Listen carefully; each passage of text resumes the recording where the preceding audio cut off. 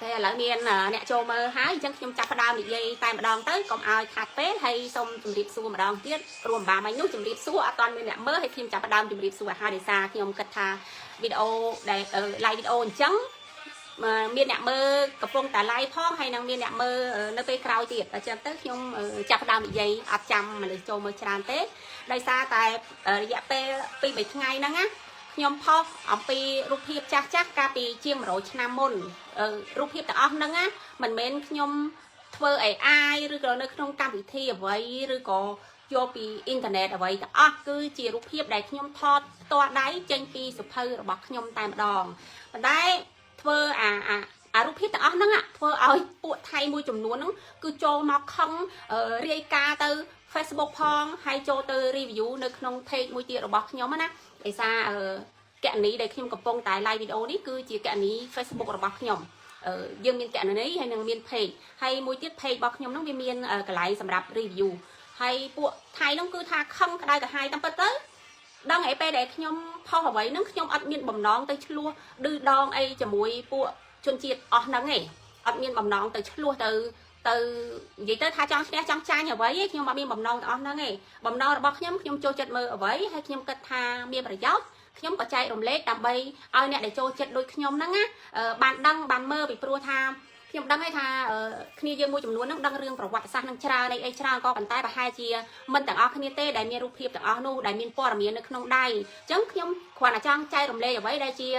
ប្រវត្តិសាស្ត្ររបស់ប្រទេសកម្ពុជាយើងបង្ហាញអំពីវប្បធម៌ប្រពៃណីអរិយធម៌រឿងរ៉ាវក្នុងអតីតកាលដើម្បីឲ្យយើងជាខ្មែរហ្នឹងយើងយល់ដឹងអំពីប្រវត្តិរបស់ខ្លួនឯងព្រោះថាយើងខ្សោយ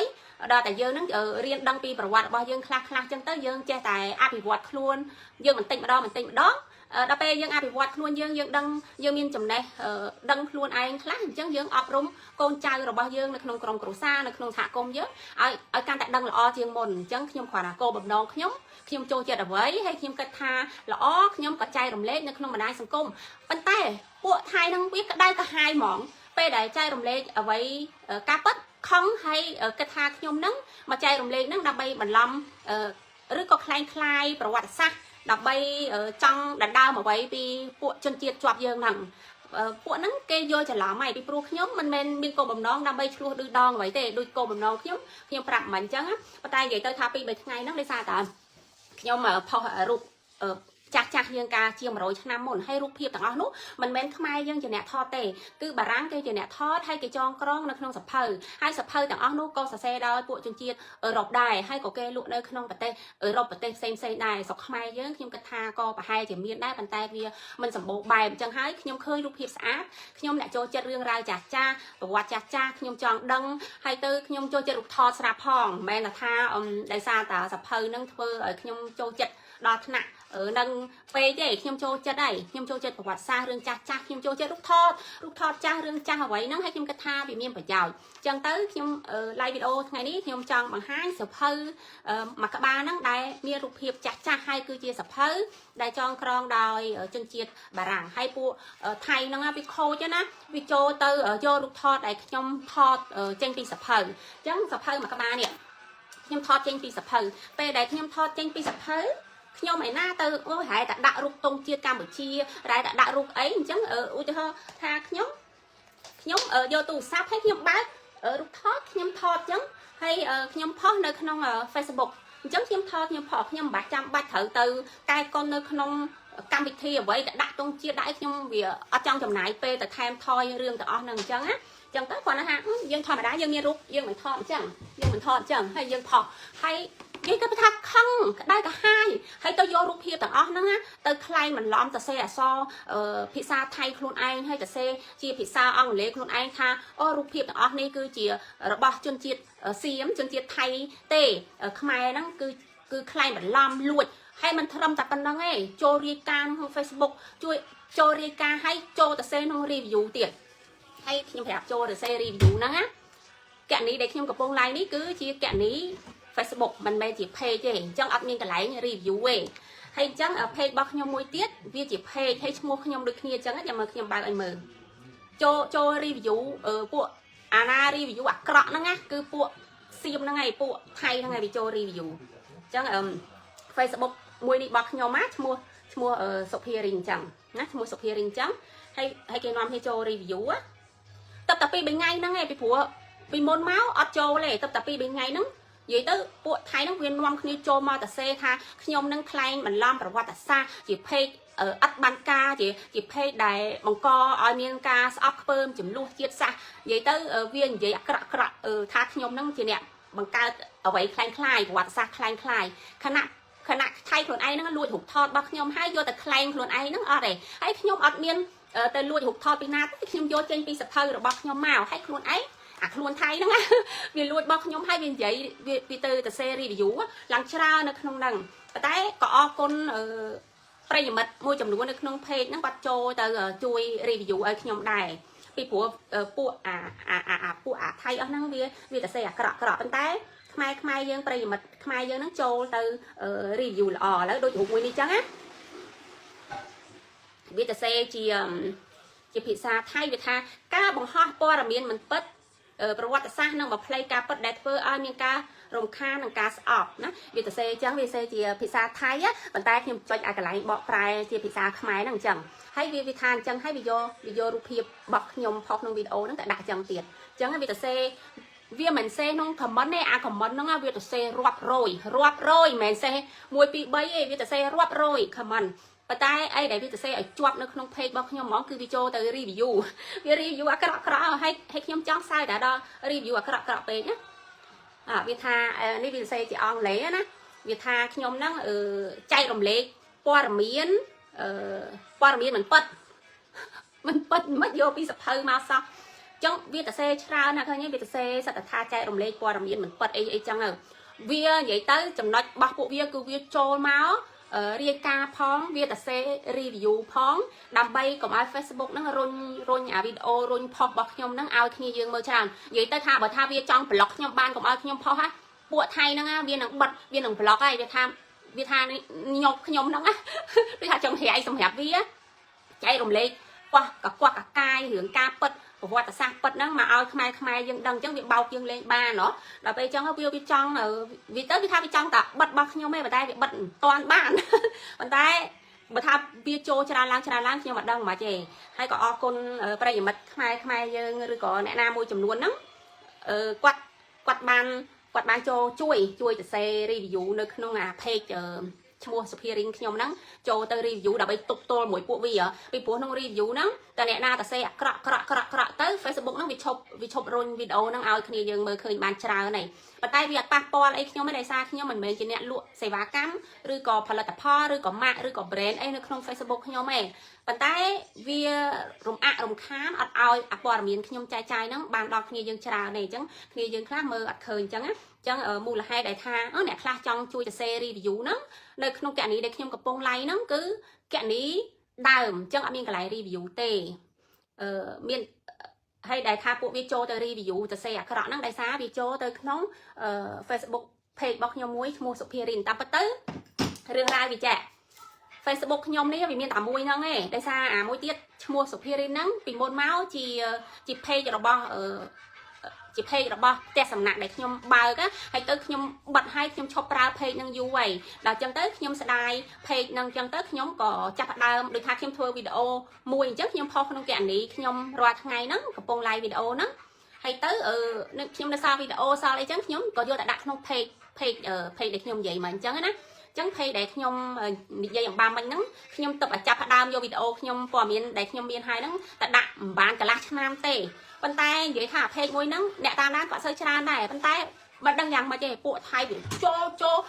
តែសេរាប់រយហើយវាទៅសេឡើង review ទឹកតែ2 3ថ្ងៃហ្នឹងវាទៅសេហើយខ្មែរប្រិយមិត្តយើងហ្នឹងក៏ខំសម្រុកចូលទៅជួយទៅសេនៅក្នុង review ហ្នឹងដែរអញ្ចឹងណាចាហើយ Facebook វាធ្លាប់ពមៀនខ្ញុំកាលពីដូចជាចុងឆ្នាំ2025ដើមឆ្នាំ2026នេះវាលុបវីដេអូខ្ញុំវាបិទខ្ញុំឡើងហ្មងណាខ្ញុំតវ៉ា telephone មួយ Facebook ពីព្រោះ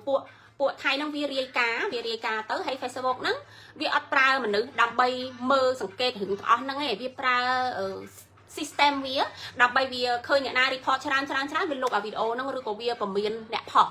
ដល់តែខ្ញុំតវ៉ាទូរស័ព្ទផ្ទាល់មួយ Facebook ផងហើយខ្ញុំចេះប្រើផងអញ្ចឹងពេលយើង telephone ជាមួយ Facebook ហ្នឹងភ្នាក់ អ្នកងារ Facebook ហ្នឹងសួរយើងកន្លែងនេះឲ្យយើងទៅ print screen កន្លែងនេះឲ្យនិយាយទៅនិយាយយូរច្រើនអ្នកអត់ប្រហែលជា3 4អ្នកជាមួយភ្នាក់ងារ Facebook ដើម្បីកុំឲ្យវាមានបញ្ហាចុងក្រោយវាប្រាប់ថាវាសុំទោសដោយសារតែគេរាយការណ៍ច្រើនអញ្ចឹង system វាអ្នកចាប់មិនមែនមនុស្សទេចឹងដល់ពេលយើងមានបញ្ហាយើងត្រូវការនិយាយមួយមនុស្សចឹងមនុស្សហ្នឹងត្រូវស្រាវជ្រាវទៅបានអត់ដឹងថាខ្ញុំខុសព្រោះមកអត់ដឹងខ្ញុំខុសហ្នឹងកាលពីចុងឆ្នាំដើមឆ្នាំហ្នឹងគឺថាបិទខ្ញុំអស់ច្រើនហើយលុបវីដេអូខ្ញុំអស់ច្រើនទៀតពួកកាលហ្នឹងខ្ញុំផុសរឿងស្ដាច់ថៃហើយពួកហ្នឹងវាខំវាចូលឥឡូវពី3ថ្ងៃនេះខ្ញុំផុសរូបបុរាណរបស់ខ្មែរយើងពិតក៏វាខឹងដែរខ្ញុំផុសអត់មានញុះញង់អីទេខ្ញុំផុសនិយាយពីប្រវត្តិសាស្ត្រខ្មែររឿងរ៉ាវរបស់ប្រទេសខ្មែរឲ្យយើងជាជនជាតិខ្មែរដឹងពួកខ្ញុំក្តៅហ្មងហេតុអីបានជាខឹងគេផុសរឿងប្រវត្តិរបស់គេហើយខឹងឲ្យរាយការណ៍ទៅ Facebook ហើយសេ review ទៀតអញ្ចឹងបានក្នុងវីដេអូនេះខ្ញុំចង់បង្ហាញប្រាប់សភៅខ្ញុំវាមានច្រើនណាស់ហើយខ្ញុំអត់បានអានទាំងអស់ទេនិយាយទៅដោយសារតែខ្ញុំស្រឡាញ់រឿងរ៉ាវចាស់ស្រឡាញ់ប្រវត្តិសាស្ត្រចាស់ស្រឡាញ់រូបថតចាស់ខ្ញុំចូលចិត្តទិញសភៅទុកតែខ្ញុំមិនបានអានទាំងអស់ទេដោយសារខ្ញុំទិញច្រើនណាហើយខ្ញុំទុកពេលណាខ្ញុំមានពេលណាខ្ញុំមើលបានខ្ញុំមើលចឹងទៅខ្ញុំមើលខ្ញុំថតជួនកាលក៏ខ្ញុំចែករំលែកចឹងអញ្ចឹងថាសភៅខ្ញុំច្រើនឥឡូវក្នុងនេះខ្ញុំបង្ហាញសភៅមួយសភៅហ្នឹងអត់សូវទៅសេច្រើនទេប៉ុន្តែមានរូបថតច្រើនរូបថតសខ្មៅហ្នឹងច្រើនហើយរូបថតហ្នឹងជាង100ឆ្នាំមុននៅក្នុងសភៅហ្នឹងណាអញ្ចឹងសភៅហ្នឹងប្រហែលបើគ្នាយើងចាប់អារម្មណ៍អាចរកទិញតាម Amazon តាមអ៊ីនធឺណិតទៅបើទៅហាងសភៅខ្ញុំអត់គិតថាគេលក់ទេដោយសារសភៅអ្វីដែលខ្ញុំមានហ្នឹងគឺជាសភៅបុរាណសភៅគេឈប់បោះពុម្ពអញ្ចឹងហើយខ្ញុំមិនមែនអ្នកលក់ទៀតហើយបើគ្នាយើងចង់បានគ្នាយើងអាចរកតាមគេហទំព័រណា website ណាដែលយើងទុកចិត្តណាAmazon ឬក៏ Fnac ឬក៏ eBay អីស្រេចទៅចិត្ត website ណាដែលយើងទុកចិត្តពីព្រោះខ្លះវាបោកតាម website នឹងទៀតវាធ្វើ website ដូច Amazon ឬក៏ដូចអីមួយអញ្ចឹងហើយឃើញសភៅថោកអីអញ្ចឹងពេលទិញទៅវាបោកលុយឯងខាងខ្ញុំបោកអស់ម្ដងហើយទិញទៅតាមពិត website ខ្លាំងខ្លាយយើងមើលដូចមែនទេអញ្ចឹងការទិញអ្វីតាមអ៊ីនធឺណិតហ្នឹង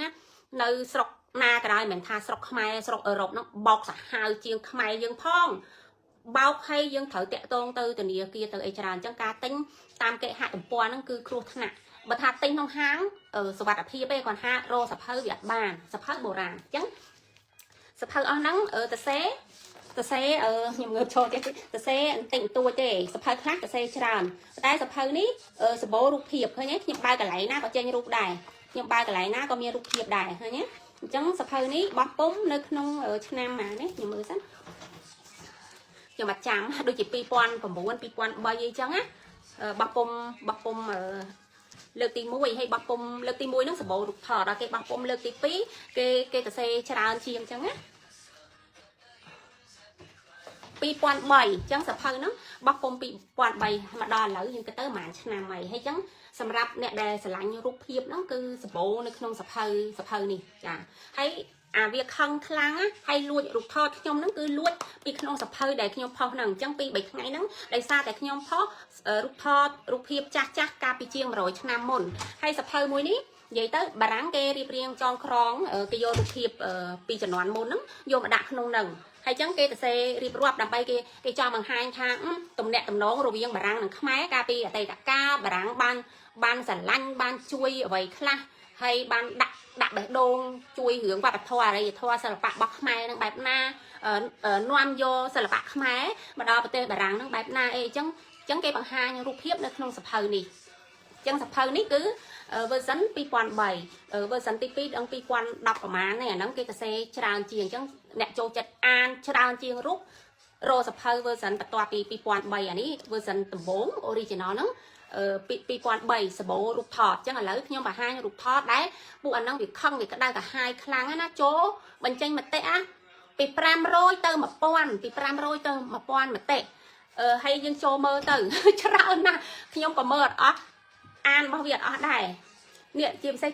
ចូលនៅក្នុង Facebook របស់ខ្ញុំមួយនឹងឈ្មោះសុភារិនខ្ញុំកំពុងអា live វីដេអូនេះឈ្មោះហងសុភារិនបដាមួយទៀតហ្នឹងខ្ញុំផុសរូបថតចាំមើលខ្ញុំបង្ហាញគាត់រូបថតមកសន្លឹកហ្នឹងនិយាយថាពីអូចូលបញ្ចេញមតិជាង500ឯងមតិជាង500ឯងហើយមើលហើយមិនដឹងថាត្រូវខឹងវាឬក៏ត្រូវសើចវាទេឥ ở đằng hà thở không thở sao tê bị bố việc krọ pe sấy có bao vía sấy có bao vía đây rộp băm rộp bao vía bay rộp bao vía cô vợ rộp bao vía đầm rây rộp bao vía ấy có bao vía đài dương tia sạc co dương nè bầm rau vía dương mình nước prey dương mình nước là ngôn khai dương che đặt thưa cả sĩ cam tê dương mà che sang sang ấy mơ nghi mà trái nhau mà luôn slide này anh đặt prey mặt Facebook nhau mà nè luôn slide cho môi ạ bên nhom na nhom phao hay nhom từ cùi luôn mũi bia nè nhom ban phao ấy bà hai thằng cùi luôn mũi đây nhom mới nhom phao cái nhom hẹp đấy nhom phao rụp rồi ba mũi ní ha cho comment á bọc phụ viên á mà quan nó miếng khai dân là và tay bây giờ mật khai dân cho tay chơi này để cho tay chui slide cho mũi bộ thay đó á giờ rụp rồi ba mũi ní ha nhé rụp rồi ba mũi nó còn là khơi cam mình chơi mà tệ này khoan là nó rụt thò đấy nè mấy video ấy nè rụt thò đấy nè thôi nhỉ mà pon comment hay rụt thò mà sẽ lắc năng ấy nè rụt thò thì nhom pho năng tề việc hà rồi băm nắng rồi băm nẹt rom nắng cứ chỉ chôn chiết xiêm bọc phụ viên nằng thắc mai dương ở miền rồi băm rom ở miền ấy rom ấy sẽ đặt dương nắng sẽ ta chay nẹt rom bao viên nắngแต่rom ấy hay khác để đi côn ta hay ấy mà rom nắng khơi miềnรูปភាពនេះដូចមានអសរចិនអីណារំហ្នឹងណាគឺរំនៅក្នុងឆ្នាំ1931ពេលដែលបារាំងរៀបចំការតាំងពិព័រណ៍សកលនៅជាក្រុងប៉ារីហើយគេសាងសង់អង្គរវត្តឡើងធំនៅក្នុងឆ្នាំហ្នឹងអញ្ចឹងការរៀបចំវាមានលាយមានវៀតណាមមានអីដែលស្ថិតនៅក្រោមការអាណានិគមបារាំងឥណ្ឌូចិនเนาะអញ្ចឹងវៀតណាមវាស្តៀងចិនអីអញ្ចឹងហើយសម្រាប់អឺរ៉ុបពេលដែលនិយាយថាខាងអាស៊ីភាគច្រើនគេស្គាល់cảចិននេះចឹងនៅក្នុងកន្លែងរំនេះយើងឃើញរូបរាងដូចមានចិនមានអីហ្នឹងដោយសារជាការតាំងពិព័រណ៍ហ្នឹងហើយជាការតាំងពិព័រណ៍ពេលហ្នឹងអញ្ចឹងរំខ្លះរំនៅប្រាសាទអង្គរវត្តចម្លងហើយរំខ្លះរំនៅក្នុងបន្ទប់ចាក្នុងបន្ទប់អញ្ចឹងវាមានជាសាសច្រើននៅក្នុងហ្នឹងហើយពួកវាថាសតនៈរបាំស៊ីមកលើខ្ញុំបង្ហាញនៅក្នុងសភៅហ្នឹងរូបហ្នឹងខ្ញុំមិនមែនយកពីអ៊ីនធឺណិតទេគឺខ្ញុំយកចេញពីសភៅរបស់ខ្ញុំតែវាហ្នឹងខឹងក្តៅកាហាយណាស់ឥឡូវខ្ញុំបង្ហាញរូបម្ដងមួយនៅក្នុងសភៅសាហាវហ្មងឥឡូវខ្ញុំអត់ទាន់បានអានប្រិយមិត្តតាសេតិចចាំខ្ញុំអានណាខ្ញុំចង់បង្ហាញរូបនៅក្នុងសភៅហ្នឹងឥឡូវខ្ញុំរសិនណាពីព្រោះសិតតែរូបច្រើនពេកហើយខ្ញុំអត់ចាំតំពណ៌ណាអស់ហេប៉ុន្តែសភៅហ្នឹងសិតតែរូបហ្មងអីពួកហ្នឹងអីក៏អាក្រក់ម៉េចនេះឥឡូវខ្ញុំបង្ហាញទេនេះហានេះអង្គរវត្តហ្នឹងមិនមែននៅសៀមរាបទេណាអង្គរវត្តនេះនៅទីក្រុងប៉ារីប្រទេសបារាំងនេះណាគេធ្វើធំមែនតើណានៅឆ្នាំ1931ហ្នឹងហើយចឹងមានអ្នករបាំខ្មែរយើងហ្នឹងទៅរំនេះឃើញហើយឃើញទេនេះរូបភាពខ្ញុំថតចេញពីសភៅរបស់ខ្ញុំណាមិនខ្ញុំទៅលួចពីណាមកឲ្យឆ្នៃប្រវត្តិអ្វីទេតែពួកហ្នឹងវាខឹងខ្លាំងឃើញទេហ្នឹងរូបភាពចេញពីសភៅរូបភាពចេញពីសភៅហើយទៅនេះខ្ញុំផុសឃើញទេរូបភាពហ្នឹងហើយចូលខឹងអាហ្នឹងរូបភាពទី1ខឹងក្តៅកាហាយណាសាក់ចូលទៅមើល comment របស់ពួកវាហ្នឹងទៅមកចិត្ត1000 comment ហ្នឹងណាវាតេះឌៀលយើងហើយវាថាបោះវាស្អីក៏បោះវាដែរដូចយើងអត់ចេះអីទេបោះវាទាំងអស់ហ្នឹងហើយបោះវាទាំងអស់ហើយវាខឹងទៀតឃើញខ្ញុំផុសអញ្ចឹងខឹងទៀតថាខ្ញុំនឹងឆ្នៃកុហកប្រវត្តិសាស្ត្របោកតជនជាតិខ្មែរខ្លួនឯងនិយាយទៅជេរអាក្រក់ខ្ញុំមិនចង់និយាយតាមពាក្យជេរវាហ្នឹងទេហើយវាទៅរាយការណ៍ផងវាទៅ review ដូចខ្ញុំបង្ហាញមិញផងថាឲ្យតែរូបភាពមួយវាចូលមកអញ្ចេះតិចជាពិសេសឲ្យតែឃើញរឿងអីហ្នឹងគឺថាគាត់ចូលមកហើយនេះរាំមួយទៀតខ្ញុំផុសណាហើយទៅវាចូលមកប្រហែលនេះ800ចេញមតិណារូបភាពមួយហ្នឹងហើយដឹងមិនទេលួចរូបរបស់ខ្ញុំមួយហ្នឹងដែលខ្ញុំផុសហ្នឹងវាយកទៅសរសេរអក្សរថៃពីក្រោមចាំមើលខ្ញុំបង្ហាញរូបភាពហ្នឹងខ្ញុំផុសក្នុងវីដេអូហើយប៉ុន្តែខ្លាចអ្នកបានមើលវីដេអូខ្ញុំហ្នឹងខ្ញុំបង្ហាញនេះវាយករូបភាពខ្ញុំហ្នឹងណាឃើញទេហើយវាយកទៅសរសេរអក្សរថៃមើលសរសេរអក្សរថៃហើយវាសរសេរអក្សរអង់គ្លេសពីក្រោមគេថាខ្មែរវាហៅយើងខ្មែរអីមិនហ្មងទេវាមិនហៅយើងខ្មែរវាហៅយើងខ្មែរណាមកទេវាហៅយើងអាក្រក់ណាវាហៅយើងខ្មែរហៅយើងសឹកខ្មែរវាថាខ្មែរ king ហ្នឹងស្ដេចខ្មែរហ្នឹងខ្ចីអ្នករាំ nè vì tha kmen sạch khai dương nó vô nè rồi băm nè ta cà rấy chôn chiết thay nó tại rom nơi bờ tây bà ràng bia vô ta xe so thay hái bia xe so thay bia xe so on lấy hay bia vô ta trai kia bia pin năng hay bia vô rục hiệp bọc nhôm nữa á bia vô thưa rục hiệp khẩm mình đạo dương sao chồng ai dương mà cha rục này nè mà cha rục này nè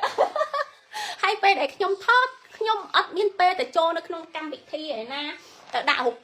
tung chia rồi có ta xe ấy chúng ta nhôm ta xe cho chúng ta nhôm ở trong chùm nải pe cho nó nhôm thót thấy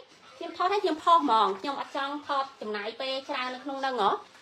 nó nhôm thót pho hạt tan óc theo na bị rùa cất mơ mở rục thót sập hơi mà các bá hay nhôm mà na được thót cột rục ó bậc hơi tiếp đây cả hai mò lại nhôm rô rục nắng á nè rục nè rục lùi bậc nhôm hai tới ta xe so thay ta xe so thay xe so on lẽ biết ta xe klein và quạt xa hay biết cho review nơi không page bậc nhóm thác nhóm nặng klein mình giờ hiện cật mơ đo bên chẳng nhóm hút chân đằng hai tay luôn mỗi việc mất một việc đo nạn nắng à việc đo nạn tha lùi bị nhóm hai vô ta klein hai việc ta riêng ca thẻ Facebook thác nhóm nắng cứ chỉ nè klein klein vì nó bẩn việc bẩn nhóm klein klein hay vì vô rục mùi nắng vì ta xe sò vì đã tông chiết vì hái vì mơ nghe dương tiền ná thì mà rục nắng khơi bị của rục hiếp trànไปđược nhom vậy chẳng chẳng trăm tổ po na chẳng á chẳng rục nắng co quạt là nhom chẳng phải hai rục nắng co quạt ròm nắng co quạt hay vì ắt đăng của quạt ta sát phong vì vậy tha đại máy cháy rồi băm nè nè ta đây thay vô ta ròm nơi bà răng nè rục mùi nè rục mùi nằng hay cái tờ xe này nắng này cái tha rồi băm khai năng ròm nằng co quạt hay đó hay video tới khai và làm việc tha ruột năng ròm nứ tê bà rắn hay sẽ đặt mai dương nó cháy nè ta đây bỏ thay năng vô tới ròm nơi bà rắn ruột ní cứ nâng co quạt á nó không chná mà pon làm buồn rồi mà phải mùi trong chná á khai thnu khai về ca khai thnu năng á bậc nhâm chăm trong chná nó chỉ khai thnu tràn tiền khai thnu mà pon làm buồn rồi mà phải muối cứ nơi pe đài kẹt tê sa thì bá và trăm đầm bon ở đủ chân á cho ca sầm mày nắng miền đầm bon ở đủ chân nó cô sẵn xìn chân mê mình chia ca kẹt tê sa thì bá và trăm ở đủ chân mỏng mê và trăm sọc máy đó và trăm ở đủ chân nắng có màu này hay tới mê mình chia ca con toa và trăm và tê và rắn á đại cái tha chia đại cái chặt tục tha chia về đẹp bỏ rồi bỏ và tê và rắn không sầm cream lột lực tí muối pe chọc sầm cream lột lực tí muối nắng mê bị chia ca mua hờ shop đó có máu té sạ cách nới và sát ông cô qua và sát nia đằng ti krong phnom penh dương đài chứ rồi băm đi ha cứ sạch mai dướng cứ ra cá bè bát pre si sọt trên nẹt riệp trăm rồi băm rom đó nghe nơi ông cô qua tay mà đòn đấy nó cứ nông cô qua dướng miền nơi bề và đằng tê trong năm mà qua buôn rối mà pay muối cứ nơi ông cô qua nẹt cá đấy mai hay mơ nẹt cho mơ nèตัวสนิทกับจนเนี่ยnơi đầm bon ông cô nữa à khơi nhé quạt cho mờ hay quạt là rụng mũi nữa có cụ bia vô mà sao chậm ọ đai thả ná sẽ bày nè cho mơ mày ở bẹ sẽ bày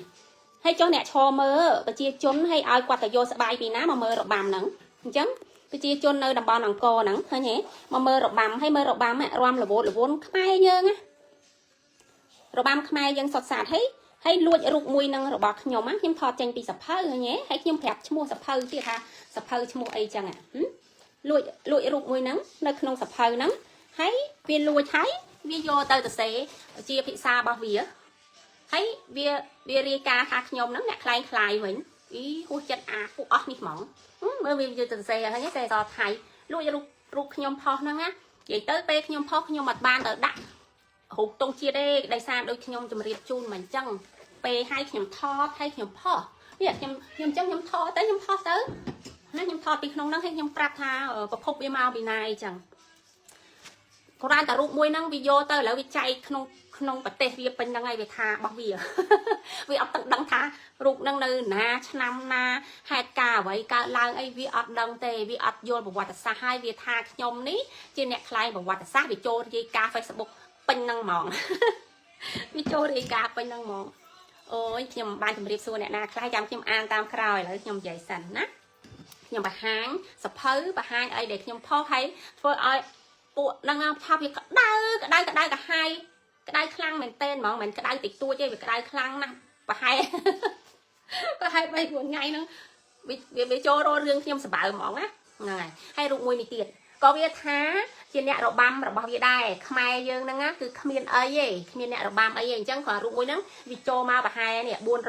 buôn rồi ở trên mặt tệ bà tha cho mơ hái lời chật dương tuần sao ấy á mơ comment vì hai cứ khăn mòn năng này nhom mơ nhom khăn thì tôi đài tay nhom ở đây việc biết pole nhom mà nè để xa nhom hùa chặt năng bộ chào năng pệ việc cháu vì ấy có bao việc bao bát tê viết cao nước không sạch hoạt tì đập bay sao nằng rót sạc khao tây nâng cao không sạch hoạt tì đập bay nằng vì môn mau bị phía kháng tập bông phía kháng na này ấy Yunan tê chân nằng hô mau tam đòn tờ lê đào mau nơi cọp con tam đòn tờ lê chào bà già roan đặt cao thì roan nâng không sạch hoạt tì đập bay hai hay vì tha dương nâng lùi bao việc tiền ấy có dương luôn như này ná nâng rụng mùi nâng á có việc khăn vì do tại này rụng mùi nâng chẳng ơi khi nhom bao ai mơ không sập hở chẳng ai để khi nhom po năng á cứ khi nhom cho tranh pi sẽ phơi mến đôi bộ biết việc tha khi nhom năng thở ai khi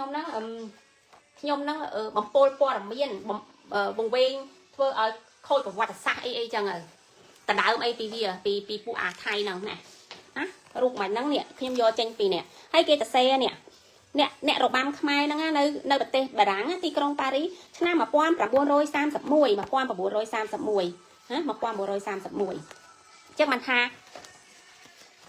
sập hơi nó miên rục hiệp chẳng hạn thấy nhá rục hiệp thông chẳng á ở sau miên ấy cái xe khai đài cái xe nó hàng mục cái xe khai đài bàn tay thiệt chán cứ sắp tới rục hiệp chặt tàn đòn rục thò đó sập hơi nó thông đã thôi nhỉ thông chiên mục nhom thông chiên bàn tiền thôi nhỉ thông cái nan này mình rục tôi bअपन đi nè rục lăng bअपन nan này mà này nè cua trên cả ba nhầm tiền ạ chẳng rụng nắng có biết khăn đai hay nhé không vì ngày năng nhom phao năng biết ta khăn mình tên đập pe nhom phao chia sập hơi mơ mòn nhưng mặt phao chia ruột kì nhom phao chia ruột sập hơi chẳng có nơi ta khăn này cho mau mà pram và muối rồi bị trên mặt tệ tiền á cho mau tiền khăn khổng mộc hay đập pe dương phô của quạt xa dân tê tai tàu cái đau phụ thay nọ không nhưng mà lợi cho mơ like video nhưng hai năng report nhưng ngọt bài nè nhưng phô rụt đầm rây nó mộng cô quạt năng á đầm rây nó mộng cô quạt lắm rồi nhưng vô trên pi không sập hơi năng đài đập pe đầm rây có biết ta đá tha đầm rây vía bạn tha nhưng mình đang không ở mắt đập pe chẳng hua hai pe nhưng option nào bên đó mơ đi vô rụt nhưng năng rồi vô rụt video nhau mắt hay video ta đã tông chiết bao nhiêu về tha đầm rây năng á bossium ấy cái cho UNESCO hai vậy sao đầm rây bossium qua đầm rây có vì ta đã hôm nay hay pe nhom phok nhom ở bên vậy priệp thiệp ấy tê nhom vậy đã hưởng một vót ở bọc mai dương tê tay lột nắng bật cái đau nè mà cái non kia vô rụt năng vô rụt năng cái vô non kia cái đặt nó không ở comment á comment miền rụt thò đó cái thà nắng đầm rây bọc thay mày bọc mai dương này thôi nhé ta đã tật đây ở đây thoa ta đám rồi băm ta đám sầm liệp bằng pe đặt đám tăng pi đầm rẫy hua mỏng hua đầm rẫy đọc pe chân ở đây không vậy nên đám đầm rẫy là khi ông bà hai rụt hiệp đầm rẫy nó ngắt nên không sập hơi nó được khiêng mà hai rụt hiệp đầm rẫy thêm sờ lạnh sập hơi nó đây xa thêm cho rụt thò đó rồi chân tới miếng rụt thò xa thấy rụt thò bồ ra chứ ra nó nè chân khi nó like video này khi mà ai tới bà hai rụt hiệp tự ở hết nhưng bà hai khạc chân á hay vậy tới ca bật nó thơ ơi bộ nó hay cho cái đau mày nhưng mà của quạt xa bọc mai dương sao hay từ cái đau là bộ nó cái đau thấy không nhưng mà đi ca nhưng tiếc đó nhưng phó ăn miên hưởng vậy tha viên lùi bỏ dương ấy tề mơ phó hát nhưng mà vậy tha viên lùi tề tai viên bên cái không thì tha dương lùi bỏ vía đó đó nhưng mà hàng hay chả mới á rụt đầm rây lắm nè rụt đầm rây cái phơ pi rụt thò nó thô màng thôi nhé hay chân tới cái phơ pi tầm po chọt nhiều mòn rụt đầm rây nó hay pi tầm po chọt nhiều đấy thôi nhé vậy tới bật hai dương mơ đồng ớt rắc khơi là dùng ai mực nè khơi mình đứng nơi kia đi e khơi nhé nơi bà sàn ông cô quá trong nam mà qua làm buôn rồi mà phay mùi thôi nhé mới ca sleep pe ấy chăng ạ hay bảo viện đăng tha đầm rây nó nghe mẹ ta nông rụp hiếp dân khơi bà ráng thọ chọt miên đầm rây chăng nè ដើម្បីជូនអគ្គទេសាភិបាលប្រចាំតំបន់ឥណ្ឌូចិនហើយនឹងថ្នាក់ដឹកនាំធំរបស់ប្រទេសបារាំងសូម្បីតែមេតាហ៊ានធំប្រចាំប្រទេសបារាំងហ្នឹងក៏មកដែរអញ្ចឹងគេនាំគ្នាជិះដំរីបែបនេះអញ្ចឹងឃើញទេឃើញដំរីហើយបើខ្ញុំគិតមើលព្រះមហាក្សត្រខ្មែរយើងជិះជួយគិតដូចខ្ញុំអត់ព្រះបើខ្ញុំគិតមើលថាព្រះមហាក្សត្រខ្មែរយើងក៏ជិះនៅក្នុងដំរីនឹងដែរហើយដឹងដំរីមួយណាឯងអ្វីដែលខ្ញុំគិតថាមានព្រះមហាក្សត្រខ្មែរយើងកំពុងតែជិះដែរហ្នឹងនេះនៅប្រាសាទអង្គរវត្តណាមើលឲ្យច្បាស់ណាឃើញទេមានដំរីច្រើនណាហើយដំរីនៅពេលហ្នឹងគឺព្រះបាទព្រះមហាក្សត្រខ្មែរយើងព្រះបាទស៊ីសុវត្ថិណាបានរៀបចំដំរីហ្នឹងมันក្រោម90ទេมันក្រោម90ទេมันដំរីទាំងអស់ហ្នឹងគឺ90ដំរីហើយខ្ញុំគិតថា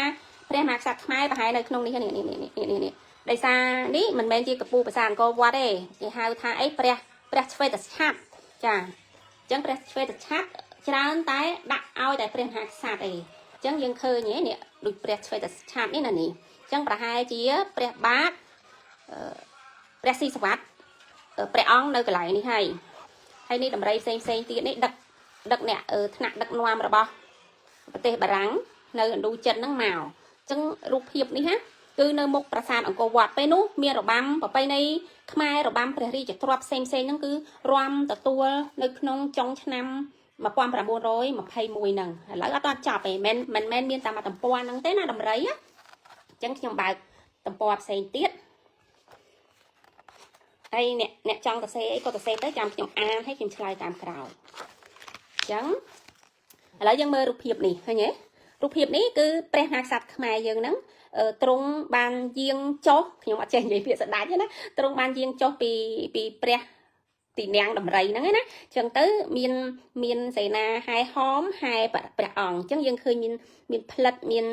ឆាតអីហ្នឹងគឺព្រះមហាក្សត្រខ្មែរហ្នឹងយាងនៅហ្នឹងឯងអញ្ចឹងក៏នៅប្រាសាទអង្គរវត្តដែរឃើញទេប្រាសាទអង្គរវត្តដែរហើយនេះក៏នៅប្រាសាទអង្គរវត្តដែរឃើញទេស្រាប់តែក្រុមព្រះមហាក្សត្រខ្មែររៀបចំល្អមែនទែនជាមួយនឹងបារាំងហ្នឹងចាហើយនេះបានមានរំហើយដំរីក្បួនដំរីក្បួនហែហោមហ្នឹងគឺមានច្រើនទៀតណានេះនៅមុខប្រាសាទអង្គរវត្តហ្នឹងសិតតែជាគណៈប្រតិភូនៅប្រចាំតំបន់ឥណ្ឌូចិនឯងមើលការស្លៀកពាក់ឃើញទេមើលការស្លៀកពាក់ហ្នឹងយើងធ្លាប់ឃើញរូបភាពទាំងអស់ហ្នឹងឯងឃើញទេការស្លៀកពាក់នៅប្រាសាទអង្គរវត្តហ្នឹងគឺគេទៅទស្សនកិច្ចណានេះនៅប្រាសាទតាព្រំចាអញ្ចឹងគេរៀបរាប់តិចនៅខាងក្រោមហ្នឹងហើយនឹងរូបភាពនេះគឺជាមេខ្ញុំមិនដឹងគេហៅអីភាសាខ្មែរយើងហៅឲ្យត្រូវឯងខ្ញុំសុំទោសដូចថាមេតាហ៊ានធំជាងគេទាំងអស់ប្រចាំនៅប្រទេសបារាំងកាលនឹងឈ្នះសង្គ្រាមលោកលើកទី1អញ្ចឹងគាត់ឈ្មោះមេបញ្ជាការJoffណាមេបញ្ជាការហ្នឹងគាត់ណាចាហើយចឹងគាត់ទៅទស្សនកិច្ចនៅប្រាសាទនានាដែរហើយនឹងនៅទីក្រុងភ្នំពេញហើយនៅទីក្រុងភ្នំពេញយើងហ្នឹងផ្លូវព្រះមហាវិថីមួយឈ្មោះព្រះមហាវិថី Joff កាលពីជំនាន់បារាំងហ្នឹងហើយក្រោយមកក៏ដូរឈ្មោះនឹងចេញហើយព្រះមហាវិថីហ្នឹងសប្តាហ៍ថ្ងៃហ្នឹងគឺព្រះមហាវិថីព្រះនរោត្តមចាតែមុនមហាវិថីព្រះនរោត្តមហ្នឹងគឺគេយកឈ្មោះរបស់មេបញ្ជាការ Joff ហ្នឹងទៅដាក់ឈ្មោះព្រះមហាវិថី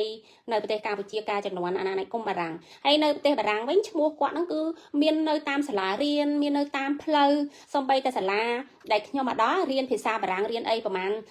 ខែហ្នឹងកន្លះឆ្នាំមួយឆ្នាំហ្នឹងខ្ញុំរៀននៅលីសេ Joff ហ្នឹងដែរណាឈ្មោះរបស់គាត់ហើយកូនប្រុសខ្ញុំក៏កំពុងរៀននៅលីសេហ្នឹងឈ្មោះគាត់ហ្នឹងដែរអញ្ចឹងនៅប្រទេសបារាំងមានឈ្មោះគាត់ហ្នឹងច្រើនណាតាមសាលារៀនតាមអគារល្បីជាច្រើនអញ្ចឹងឈ្មោះរបស់គាត់ក៏ធ្លាប់ជាផ្លូវធំមួយរបស់ប្រទេសកម្ពុជាយើងដែរគ្រាន់ថាក្រោយមកពេលយើងទទួលបានឯករាជ្យនៅឆ្នាំ1953ហ្នឹងខ្មែរថ្នាក់ដឹកនាំយើងបានដូរឈ្មោះអស់ហ្នឹងចេញទៅដាក់ឈ្មោះព្រះមហាវិថីព្រះនរោត្តមយើងស្គាល់ហើយនៅយើងស្គាល់ទាំងអស់គ្នាកុំនិយាយថាអ្នកភ្នំពេញអត់ស្គាល់ព្រះមហាវិថីព្រះនរោត្តមនេះឃើញរូបជិះដំរីនៅមុខអង្គរវត្តអីហ្នឹងមិនមែនគេជិះដើរលេងធម្មតាទេគឺពេលហ្នឹងមានដូចខ្ញុំជម្រាបជូនមិនអញ្ចឹងមានកម្មវិធីនៅអង្គរវត្តចុងឆ្នាំ1921ហ្នឹងឃើញទេមានដំរីមានអីហ្នឹងសិតតែរូបភាពចាស់ដែលបារាំងគេថតបានណារូបស្អាតមែនទែនខ្ញុំចូលចិត្តអារឿងរ៉ាវចាស់អស់ហ្នឹងណាចាអញ្ចឹងនិយាយទៅថារូបថតគេច្រើនណាស់នេះឃើញទេសិតនៅអង្គរវត្តហ្នឹងនេះចានឹងរូបហ្នឹងនេះរូបនេះគេយកធ្វើក្របសភៅនេះ គឺយកទៅក្របសភៅហ្នឹងណាអញ្ចឹងសភៅមួយហ្នឹងគឺក្របអញ្ចឹងគឺគេយកតំណាងឲ្យការឆ្នាំ1921ហ្នឹងណាហើយមាន1921ហ្នឹងមានដំរីប្រហែលជា90ដំរីហើយដល់ពេលឆ្នាំ1922ក៏មាននៅក្នុងហ្នឹងដែរគឺមានការតាំងពិព័រណ៍ដ៏ធំមួយនៅទីក្រុងម៉ាក់សីគេធ្វើអង្គរវត្តចម្លងមួយឲ្យភ្ញៀវអន្តរជាតិនានានៅក្នុងអឺរ៉ុបទាំងអស់ហ្នឹងចូលទស្សនាអញ្ចឹងមើល1921មានព្រឹត្តិការណ៍ដ៏ធំនៅឯប្រាសាទអង្គរវត្តដល់1922មានព្រឹត្តិការណ៍មួយដ៏ធំទៀតប្រចាំប្រទេសបារាំងហើយគេពំនាំអង្គរវត្តសិល្បៈអរិយធម៌ខ្មែរយើងទៅដាក់នៅទីនោះដើម្បីបង្ហាញហើយពេលនោះស្ដេចខ្មែរយើងណាបានបញ្ជូននាដការីខ្មែរហ្នឹងទៅរួមនៅទីក្រុងម៉ាក់សីប្រទេសបារាំងពេលចប់21នេះចូល22ហ្នឹងគឺនាំនាដការីទៅសំបីតាដំរីខ្លះក៏យកទៅដែរហើយរូបដំរីខ្លះដឹកទៅដល់បារាំងហ្នឹងក៏មាននៅក្នុងសភៅនេះដែរអញ្ចឹងបានថាអូហើយទៅស្ដេចខ្មែរយើងរៀបចំល្អណាព្រះបាទស៊ីសវត្តរៀបចំតាំងពីដូចអ្នកបច្ចេកទេសអ្នកចម្រៀងផ្សេងទៅតម្លើងនៅក្នុងការតាំងពិព័រណ៍1922នៅទីក្រុងម៉ាក់សីហ្នឹងណាដឹកទៅអីវ៉ាន់ណាប្រហែលជា100កេសដឹកទៅដល់ទីក្រុងម៉ាក់សីហ្នឹងដើម្បីរៀបចំកម្មវិធីទាំងអស់ហ្នឹងហើយបញ្ជូនដូចថាអ្នកចម្រៀងទៅប្រហែលជា300នាក់យកទៅ1922ហ្នឹងអ្នករាំនាដការីខ្មែរយើងជាស្ត្រីហ្នឹងណាប្រហែលជា20នាក់ចឹងយើងគិតមើលរាំនៅអង្គរវត្ត21ហើយយកទៅរាំនៅឯម៉ាក់សី22មិនមែនវានិយាយថានេតការីស្ដាច់យើងខ្ចីវាមានមកខ្ចីវាអីទៅទេ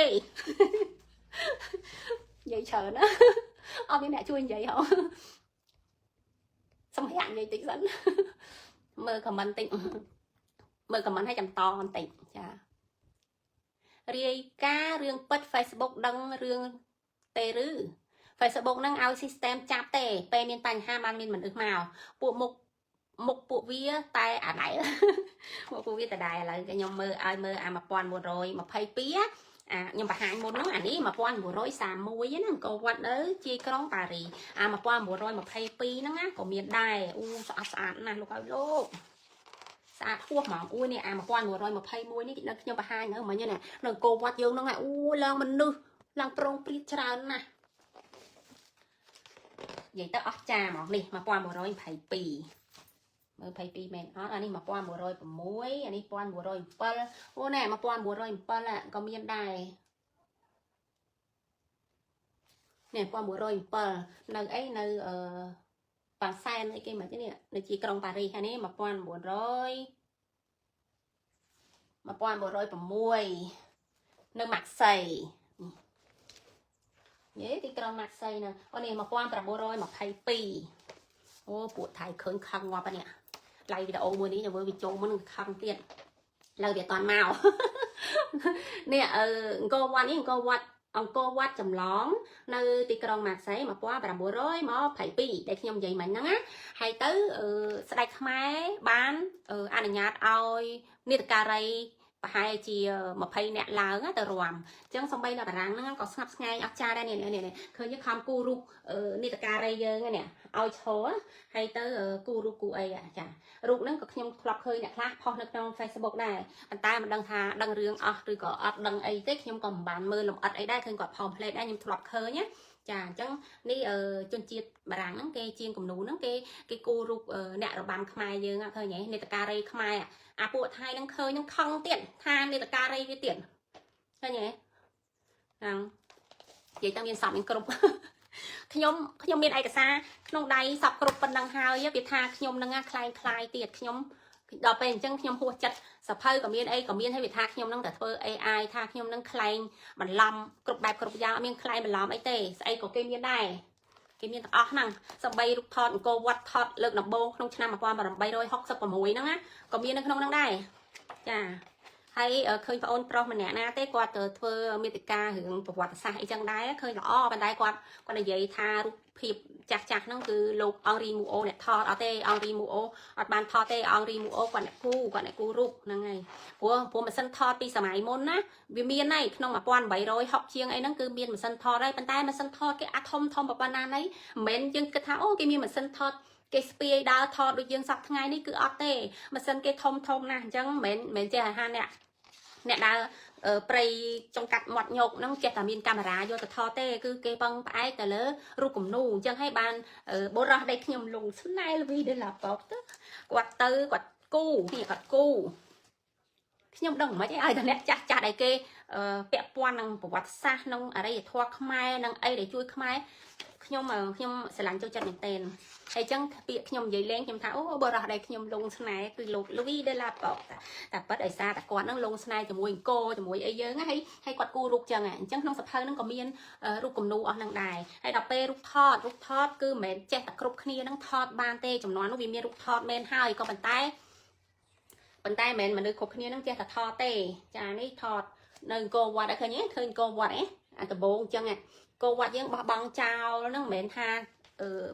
ខ្មែរយើងអត់ដឹងថាមានអង្គរវត្តទេដឹងគាត់ថាយើងចោលប្រហែលជា4សតវត្សអញ្ចឹងអង្គរវត្តយើងគឺលិចកប់បំផ្លាញនៅក្នុងព្រៃអីអញ្ចឹងទៅណាអញ្ចឹងដល់តែអ្នកល្បីរបស់បារាំងមកអញ្ចឹងទៅតែសេសភៅដូចលោកអង់រីមូអូលវីដេឡាប៉ក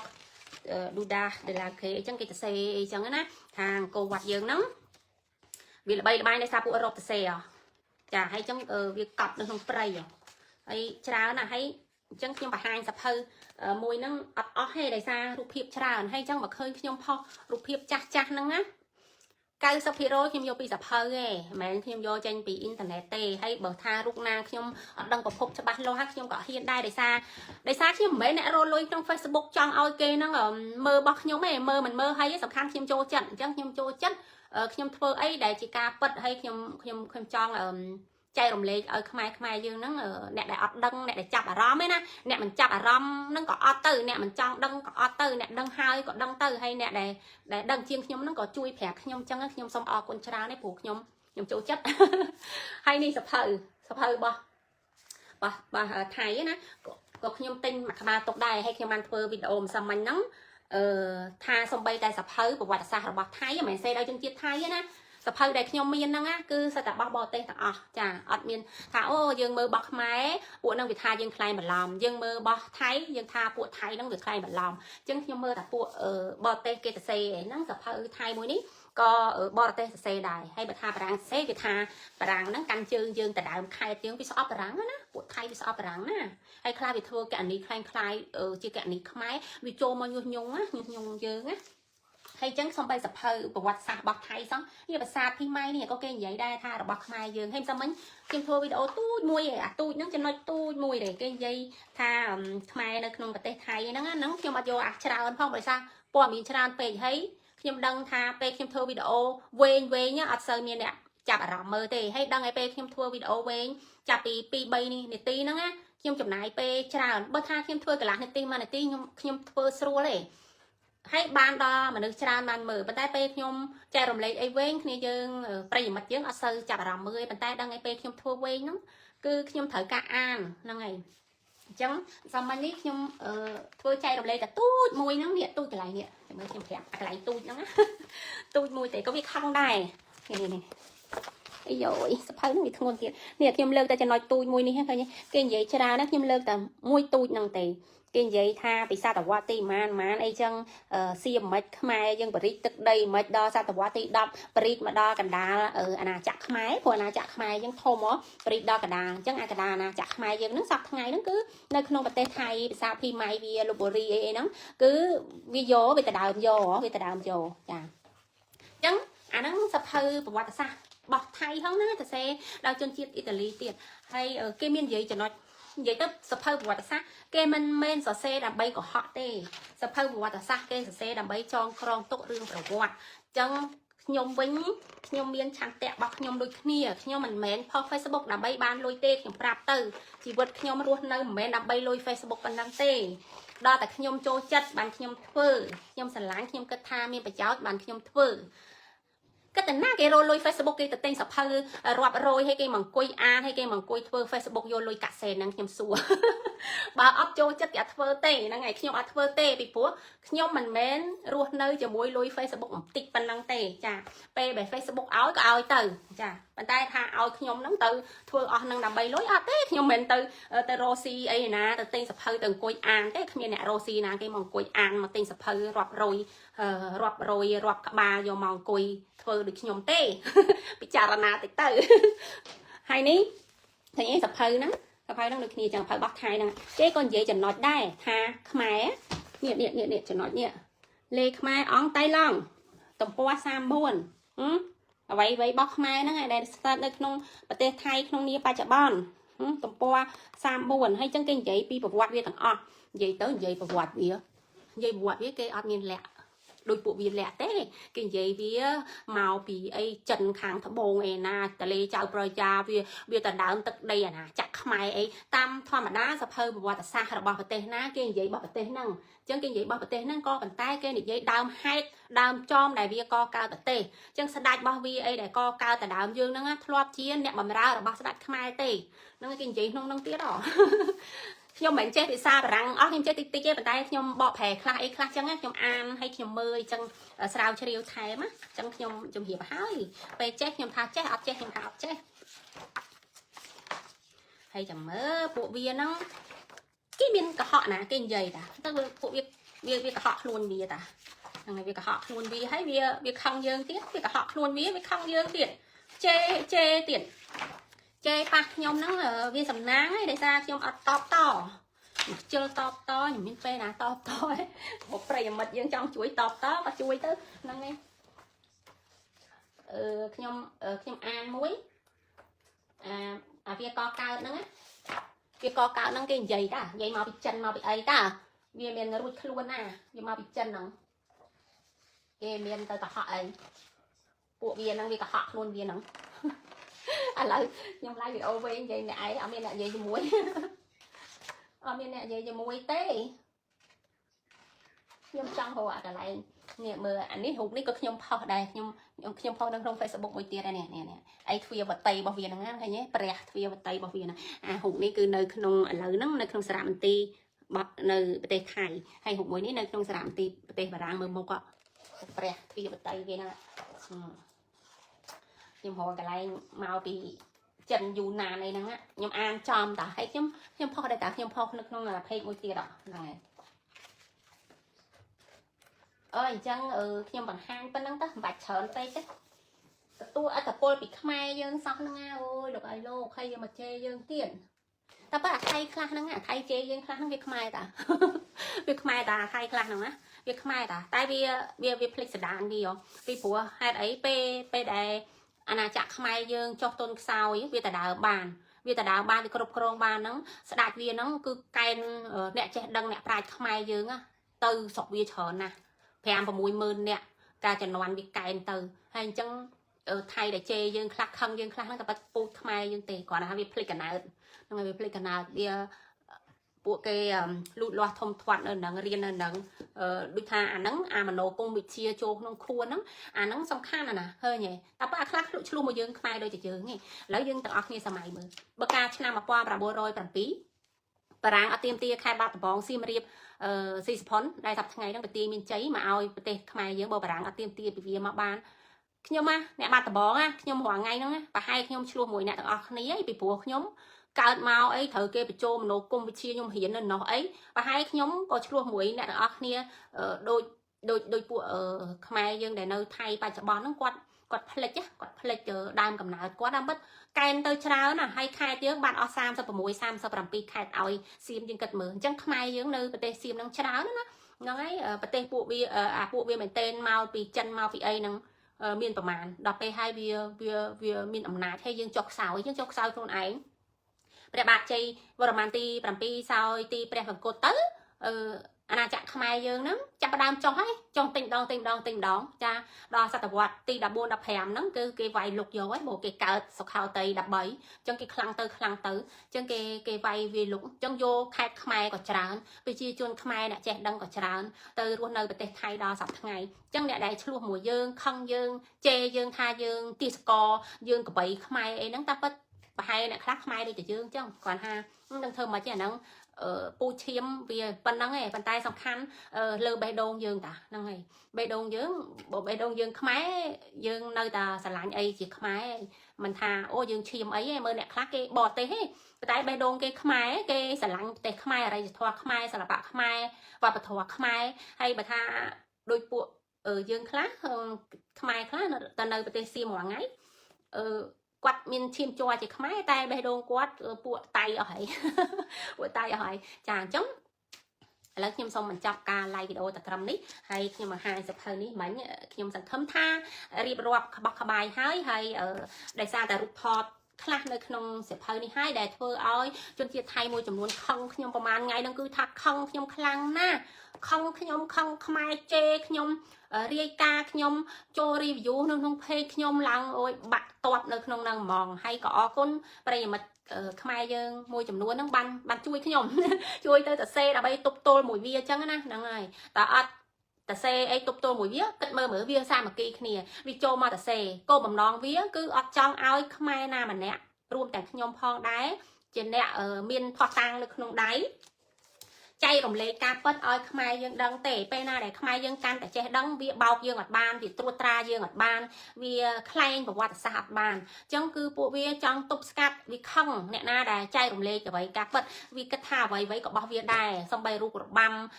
រូបដំរីអីប្រាសាទអីសិតតែបោះវាទាំងអស់ចឹងវាធ្វើហ្នឹងវាចូលមកទប់ស្កាត់តាមពិតវាអត់ត្រូវមកឆ្លោះមួយយើងទេព្រោះខ្ញុំនិយាយភាសាខ្មែរខ្ញុំសរសេរភាសាខ្មែរខ្ញុំផុសប្រវត្តិសាស្ត្រខ្មែរខ្ញុំអត់មានបានទៅធ្វើនយោបាយអីដើម្បីប្រឆាំងជាមួយពួកហ្នឹងទេគឺខ្ញុំអត់ទេខ្ញុំគោលបំណងខ្ញុំចូលចិត្តអ្វីខ្ញុំគិតថាល្អខ្ញុំចែករំលែកជូនអ្នកទាំងអស់គ្នាប្រិយមិត្តណាដែលមានចំណងចំណូលចិត្តដូចខ្ញុំហ្នឹងហើយអញ្ចឹងខ្ញុំឃើញមានអ្នកចូលចិត្តដូចខ្ញុំហ្នឹងច្រើនហើយអ្នកសរសើរអរគុណខ្ញុំហ្នឹងក៏ច្រើនខ្ញុំក៏សូមអរគុណទៅវិញដូចគ្នាចា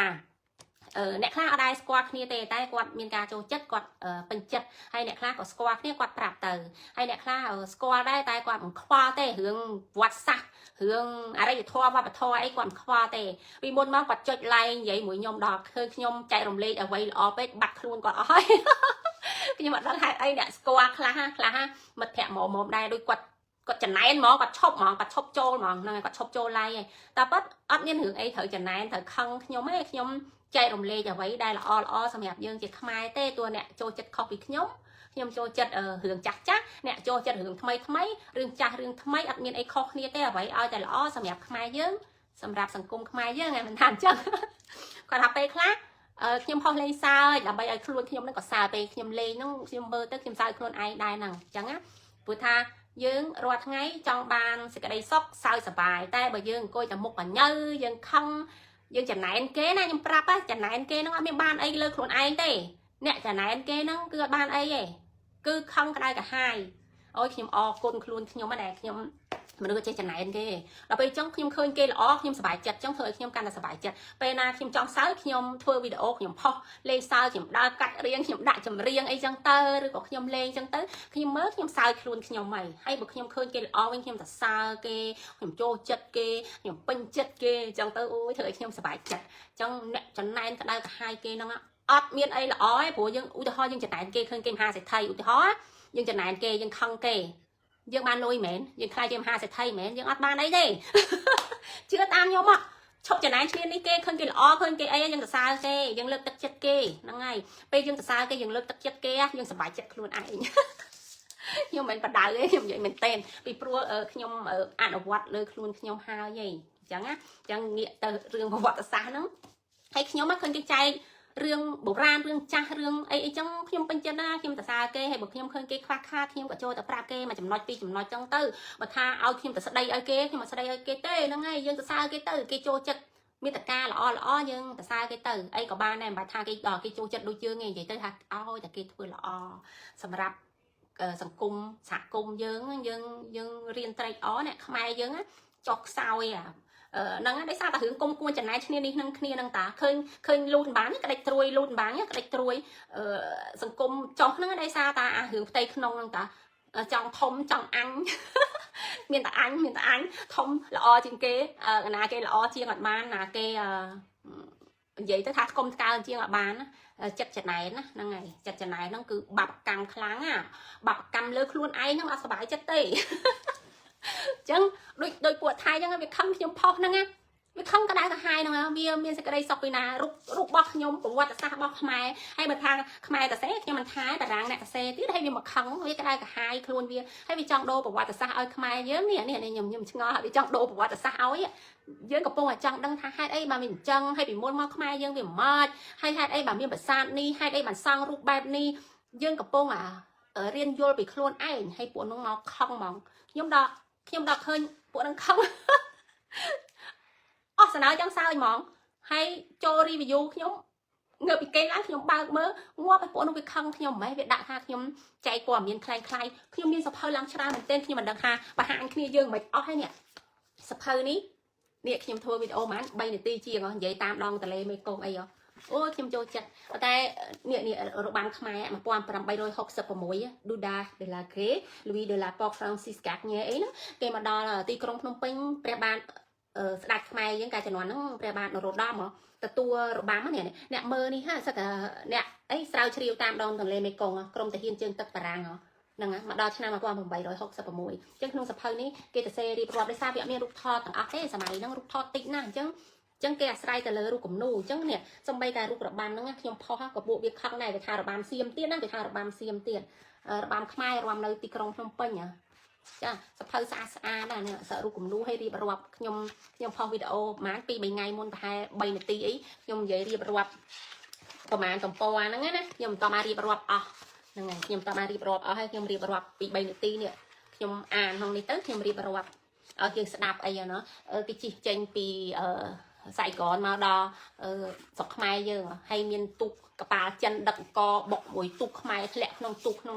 ទឹកក្នុងអីនៅក្នុងហ្នឹងខ្ញុំបានធ្វើវីដេអូហើយនៅមានច្រើនទៀតនិយាយទៅខ្ញុំហ្នឹងឃើញសភៅច្រើនហ្នឹងក៏ខ្ញុំច្រាស់ច្រើនដែរខ្ញុំមិនដឹងថាមើលមួយណាចោលមួយណាពីព្រោះស្អាតហ្មងណានេះសភៅនេះរបស់ Louis de la Porte បរិះដែលខ្ញុំលងស្ដាយហ្នឹងក៏គេធ្វើសភៅគាត់ហ្នឹងដែរនេះណាគេនិយាយអំពីស្នាដៃគាត់ទៅដាក់នៅក្នុងសារមន្ទីរណាអីចឹងគេនិយាយខ្លះពីគាត់ដែរអញ្ចឹងសភៅច្រើនណាស់ខ្ញុំមិនដឹងបង្ហាញមិនអស់នៅត្រូវទៀតឲ្យធ្ងន់ទៀតខ្ញុំលើកអត់អស់ហើយសភៅនេះវិញអ្នកតាមដានខ្ញុំគាត់ជួយទិញឲ្យខ្ញុំណាហ្នឹងហើយមាន2ភាគនេះភាគទី1ភាគទី2មានលក់នៅស្រុកខ្មែរសភៅនេះខ្ញុំយកមកពីស្រុកខ្មែរទេអ្នកតាមដានខ្ញុំគាត់ជួយទិញឲ្យខ្ញុំណាហ្នឹងហើយសភៅហ្នឹងបើខ្ញុំទិញនៅបារាំងថ្លៃណាហ្នឹងហើយប៉ុន្តែមាននៅស្រុកខ្មែរតែសភៅភាគច្រើនអត់មាននៅស្រុកខ្មែរនេះហើយសភៅខ្លះតែងតាមគេហទំព័រយើងឃើញធូរថ្លៃប៉ុន្តែថ្លៃដឹកថ្លៃពុននេះបងពុនបងអីហមចូលមកដល់ហមបានសភៅដូចសភៅនេះចឹងនេះឃើញទេធ្ងន់ណាស់នេះក្រាស់ណាស់ឃើញទេសភៅនេះតែខ្ញុំបងពុនទៀតព្រោះមិនមែនមាននៅក្នុងអឺរ៉ុបហ្នឹងមិននៅបារាំងដឹកមកពីណាអញ្ចឹងបងថ្លៃដឹកហើយបងថ្លៃពុនបើហាងសភៅមើលទៅឧទាហរណ៍ឃើញ50អីចឹងណាបាញ់បងនេះបងនោះអីទៀត100ជាងបានណាអានេះគេទៅសេច្រើនហើយក៏មានរូបច្រើនដែរអូស្អាតខ្ញុំកាលពីប្រហែលឆ្នាំមុនខ្ញុំចូលចិត្តមើលទឹកអប់ប្រេងម្សៅពេលខ្ញុំទិញទឹកអប់ប្រេងម្សៅច្រើនខ្ញុំដាក់តាំងក្នុងទូទៅខ្ញុំមើលទៅខ្ញុំសប្បាយចិត្តមានសេចក្តីសុខដល់ពេលឥឡូវខ្ញុំទិញសភៅប្រវត្តិសាស្ត្ររូបភាពស្អាតកាលពីអតីតកាលអញ្ចឹងខ្ញុំមើលទៅខ្ញុំបានអានអស់ហើយក៏ខ្ញុំសប្បាយចិត្តដែរហ្នឹងហើយនេះគេទៅសេបញ្ជុលនេះនៅប្រាសាទអង្គរវត្តណាអូយទៅសេច្រើនណាប្រាប់ពីរូបចម្លាក់នៅណា